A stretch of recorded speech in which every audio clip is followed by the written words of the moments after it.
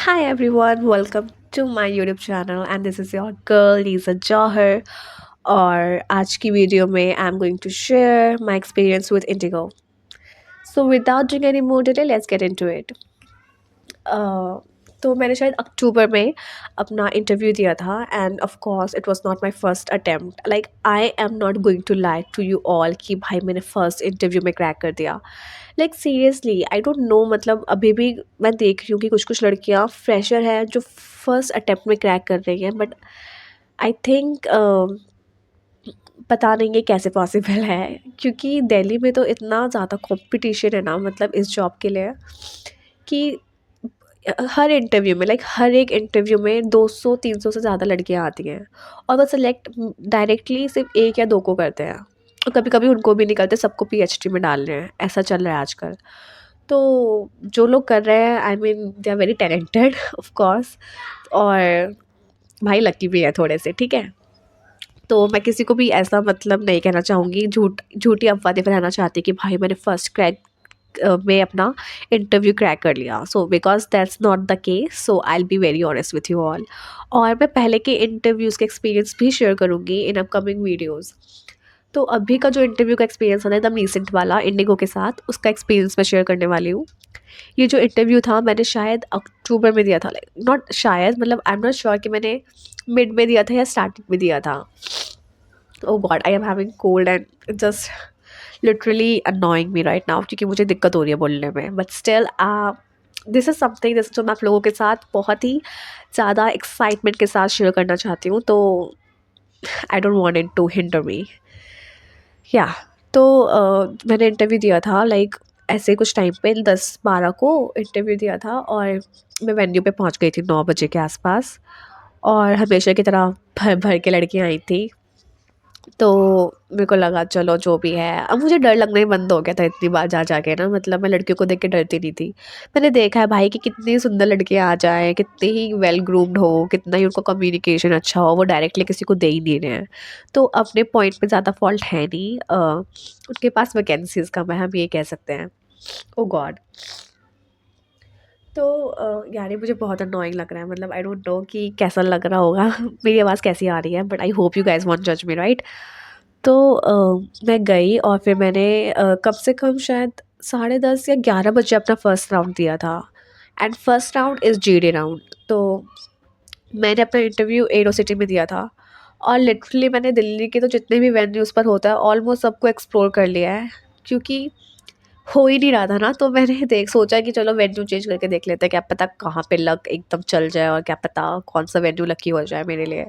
But as such कोई हुआ नहीं तो मैं बताती हूँ अभी क्या हुआ बाद में। ठीक है तो फर्स्ट राउंड दिया उसके बाद वहाँ पे मेरे रिज्यूमेस कलेक्ट हुए और 10 लड़कियों को बुलाया अचानक। फिर हम सबसे एक ही क्वेश्चन पूछा एंड दैट वाज कि what do you mean by customer service. देखो मैंने जो पहले इंटरव्यूज़ दिए थे ना तो टॉपिक ज़्यादातर इजी होते थे कि मतलब what's your dream destination what's your hobbies trends likes और dislikes but this question required like a good answer right you know. मतलब तुम सोच के ऐसा कुछ भी नहीं बोल सकते तो हमें कुछ तो आइडिया होना चाहिए इस बारे में। तो मेरे पास बहुत अच्छा कंटेंट तो नहीं था बोलने के लिए बट स्टिल आई ट्राइड। तो मैंने बोल दिया।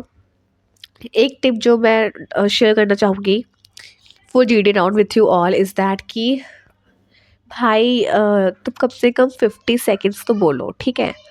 और हो सकता है तुम्हारे दिमाग में बहुत सारा कंटेंट आ रहा हो कि मैं बहुत सारा कंटेंट है तो तुम ऐसा सोचो कि भाई सारा बोलना है जल्दी जल्दी बोल देता हूँ इसलिए 50 सेकेंड्स में।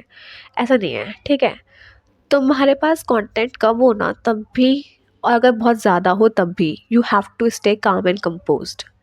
उनको ऐसा नहीं लगना चाहिए कि you are in very hurry because that's a quality that they are looking for in a candidate right.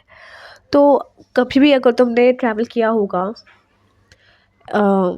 In any airline with any airline तो तुम्हें पता होगा कि कोई भी कैबिन क्रू जब अनाउंसमेंट करती है तो वो बहुत काम एंड कंपोज्ड वॉइस में करती है एकदम जल्दी जल्दी नहीं करती है ठीक है। तो you have to think like that कि भाई तुम ऑलरेडी हो ऐसा समझो तुम हो ऑलरेडी कैबिन क्रू और तुम्हें वैसे ही बोलना है। So that trick will help you. उसके बाद वो क्लियर किया, कुछ भी मैंने बोला फिर हो गया भाई ठीक है, मतलब आई will share my answer with you all, ऐसा नहीं था कि कुछ भी बोल दिया, अच्छा ही आंसर दिया था तभी हुआ। 2-3 लड़कियों का हुआ मेरे उस ग्रुप में से। And then we went for medical. Medical में वो क्या चेक करते हैं, मेडिकल में they check your height, your weight, your scars, okay, और बीएमआई, ठीक है। अब बीएमआई रेंज तुम्हें पता ही होगा, मतलब 18 to 22 है हेल्दी बीएमआई रेंज उनके लिए, और हाइट 155 से अबव होनी चाहिए, और वेट तुम्हारा बीएमआई के अकॉर्डिंगली होना चाहिए, तुम्हारे हाइट के प्रपोर्शनेट में होना चाहिए। तो वो सब तो ठीक था, बट फिर स्कार्स चेकिंग के बारे में बारी आई, और फिर उन्होंने चेक किया, मतलब नीज तक उन्होंने स्कार्स चेक किए, उन्होंने हैंड्स चेक किए, एल्बो तक, फेस, बस, ठीक है। उसके बाद उन्होंने मुझे बोला टू स्माइल, और पता है मेरे दाँत ना एकदम परफेक्टली अलाइन नहीं है, तो मुझे ये डाउट बहुत टाइम से था कि मतलब ना कि होगा कि नहीं होगा दाँतों की वजह से, या फिर मुझे ब्रेसेस लगवाने पड़ेंगे।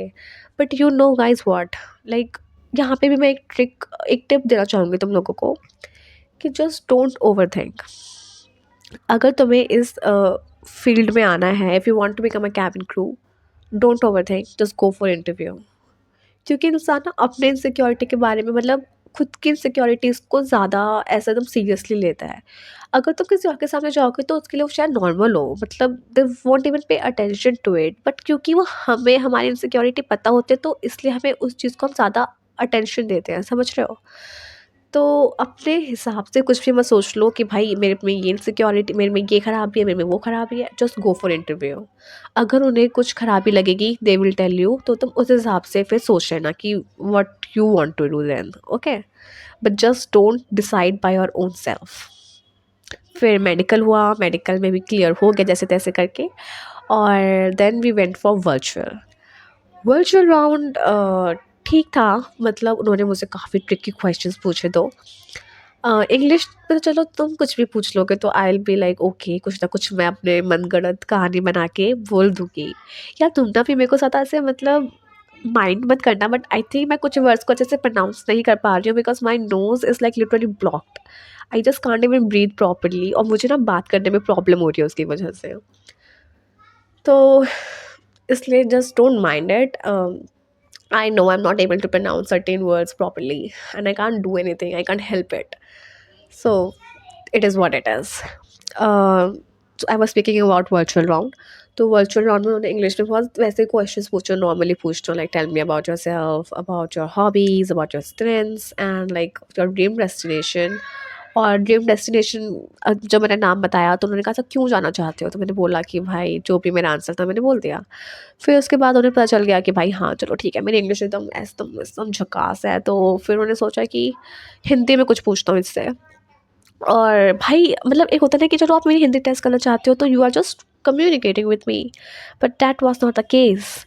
पता है उन्होंने मुझसे क्या पूछा हिंदी चेक करने के लिए? उन्होंने मुझसे पूछा कि लीज़ा तुमने तो मतलब कहा है कि चलो that you you have studied Hindi and all, तो तुम मुझे बताओ कबीरदास जी का कोई भी दोहा बता दो।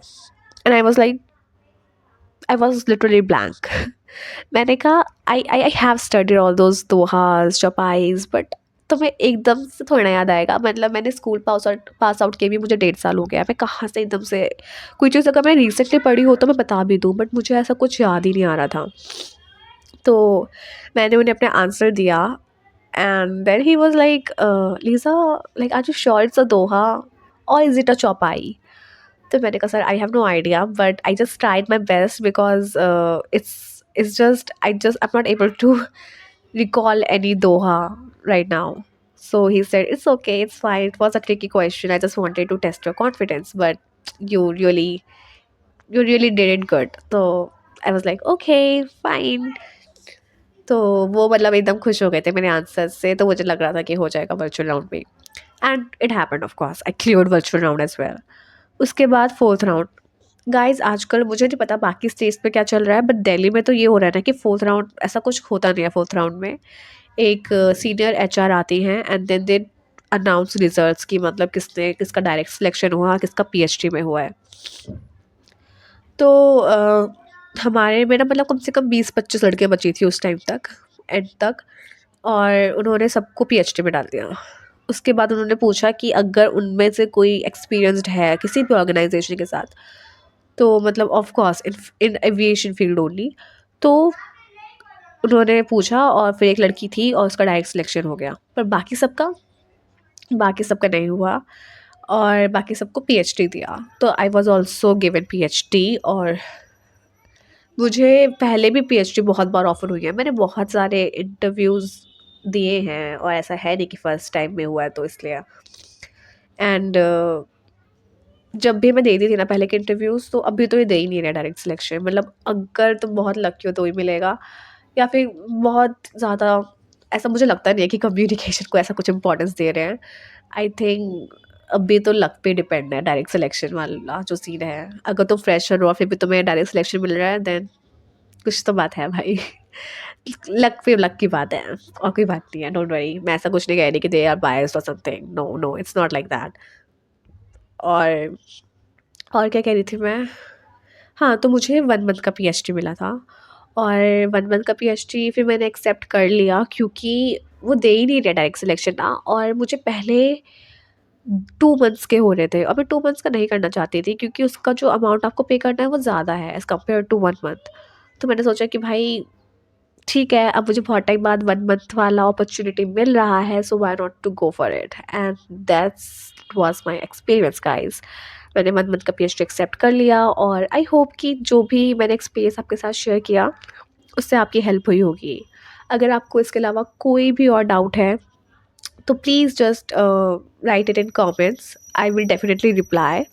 और वीडियो पसंद आया हो तो प्लीज़ लाइक करें, सब्सक्राइब करें मेरे चैनल को। और भी बहुत सारे नए टॉपिक्स पे, डिफरेंट टॉपिक्स पे I will share my views, और I will share to help you all कि क्या क्या प्रोसीजर है आगे का। तो if you want to know all of that, then please, if you really interested to know like the life of a cabin crew and stuff, so please just subscribe my channel and stay tuned, and I will meet you next video. Bye bye.